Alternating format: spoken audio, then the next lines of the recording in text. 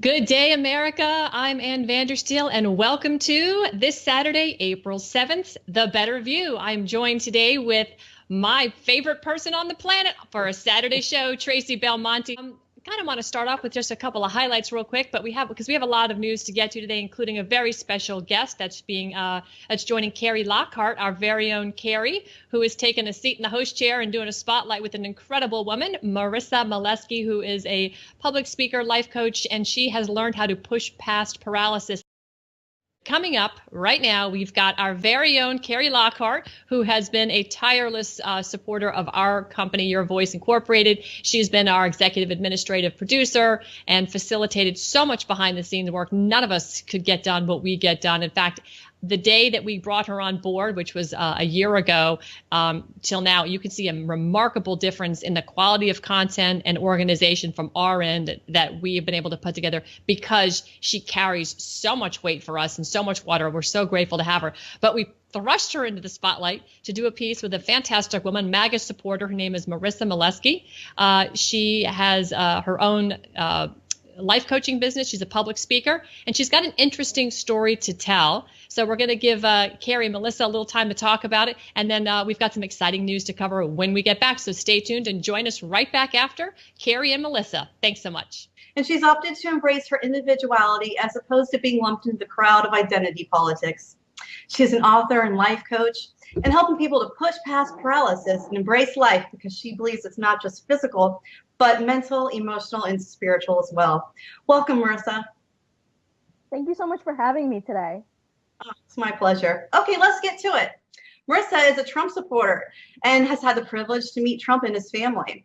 And a lot of people in the disabled community has been upset about that and the HR 620 Act because people are saying they'll lose their civil rights, and yet you're not. Tell us why. Well, I want to start off by saying that I'm a huge Trump supporter.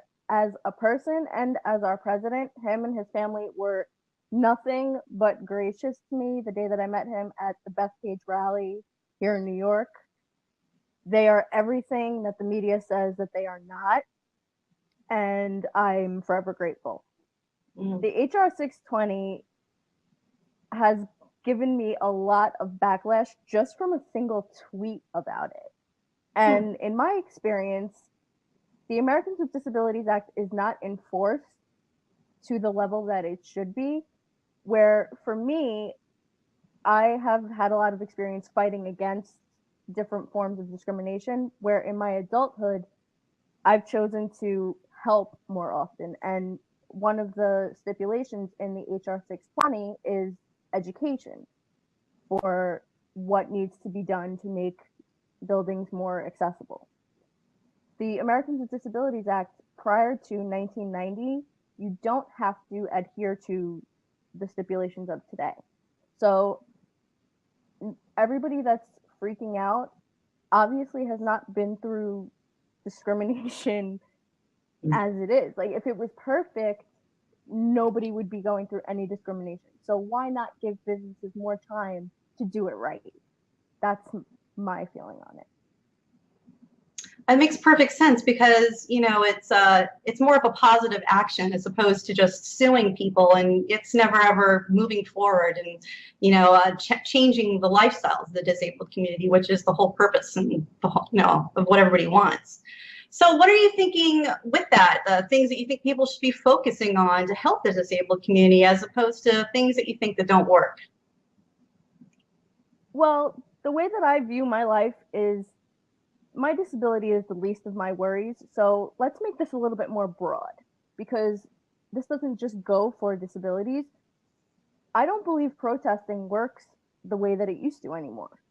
And I don't believe that we can make change by blaming the entire country for what each of us individually as Americans go through. You know, if you see something, say something. Didn't that used to be a thing? You know, if there's a problem, you do what you can to fix it, reach out to the proper people. And then to take it a step further in my personal life, live and let live. I was born with a 50-50 chance of surviving. My parents were given the option to abort me, which is why abortion is so personal to me, because you get so scared into making a rash decision, and it's robbing people of growing up to literally push past paralysis. And, you know, like you said in your way too amazing intro of me, you know, paralysis is not just physical. We all have a form of paralysis. Fear, in my opinion, is the biggest that everybody goes through. Yeah. Yeah, you're so right. I think a lot of people need to just be a little bit more open-minded. And the purpose of having you on today is for people to see the beautiful people like yourself that have gotten a lot of stigma about, oh, your life isn't going to be terrible because of having this child with some disabilities. And yet here you are overcoming them, and it doesn't even define you. You know, it's you're showing that you're more than just that, and it's an inspiration to everyone. And I'm going to give you the last 2 minutes to talk about, as a life coach, what advice you would give everyone who is struggling in life, even if they're not a Trump supporter. Oh, well, as I said in your last question, my disability is the least of my worries. And there are so many people going through so many more troubling times in their life. One of the hardest times in my life, well, two of the hardest times in my life, was losing my father to cancer and pneumonia, and then losing my brother just in 2015 to addiction and suicide. In my hometown alone, there was like 5 in a matter of a month or 2. And that boils down to self-worth. And that's why I so appreciate the president for all he's doing for the opioid epidemic, because it's just as much about prevention and embracing life, no matter what your challenge is, as it is to help those that are already struggling and their families. The families often get pushed aside because the addict is in such need, but addiction is a family and a community epidemic. And I think hopefully by me being on today, it gives a struggling family member permission to reach out to somebody for help, even if it's just me. I love that about you. You're so genuine and humble, and such a light and joy. And I really hope people reach out to you, because I think you have a lot of things that you can offer a person with different perspectives, and to see things with a little bit more light and levity, and to encourage the person to move forward and become a person beyond their own limitations. Thank you, Marissa, so much. It's been so much fun. How can people find you? Thank you so much for this. It's been a pleasure. And I'll just end by saying God doesn't make mistakes. So whatever you're going through, there is a purpose, and it's not personal to you. We all have something, and you're not a bad person for whatever you're going through. If you would like to reach me, you can reach me at Marissa Meleske, MarissAMeleske on Twitter. And my like page on Facebook is at Push Past Paralysis. Thank you so much. I am at Carrie Lockhart _, and back to Traci and Ann with the better view. That was fantastic. I love the fact that Marissa is so positive, and that she says God doesn't make mistakes, Traci. And I believe that, you know, even for those folks that we disagree with, I believe God puts us all here to constantly improve ourselves and talk through issues so that we can all learn. I mean, frankly, it's not up to us to be spoon-fed information. There's so much information out there, just like what we provide here. People can use resources to learn and improve their lives. And of course, it's up to us to expose good and evil, and shine the light on good and shine the light on evil, so we can hopefully fix the evil, educate the evil to be better people. And Marissa really does embody that to me. I mean, she's obviously been born challenged physically, but that is not what defines her. And I think that is absolutely fantastic. What do you think?